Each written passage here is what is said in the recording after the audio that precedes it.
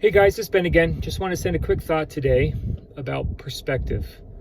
Many of the videos I've been posting since I started this channel deal a lot with looking at things differently. How when we change the way we look at our problems, the problems themselves change and our relationship with them. And so there's a story I've always liked. It's a Hindu parable that mentions how this student was always stressing and complaining. And his master very wisely and calmly told him to get a pinch of salt or a handful of salt and put it into a glass of water and then drink it. And the student complies, drinks it, and then of course spits it out. And the master says, "How did that taste?" And the student said, "Bitter." So the master took him to a nearby lake and said, "I want you to take the same handful of salt and throw it into the lake, and now drink from the lake."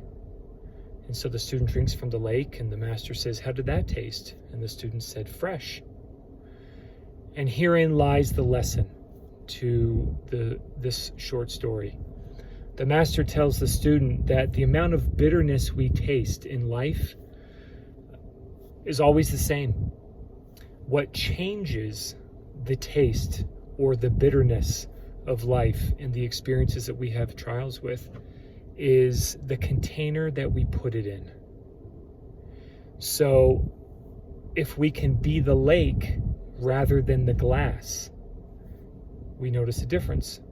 When we have a wider perspective by which we can view our problems, gratitude is a powerful way to enlarge our sense of things. That's being the lake. But too often in life, we are like the glass. We put our problems into that glass.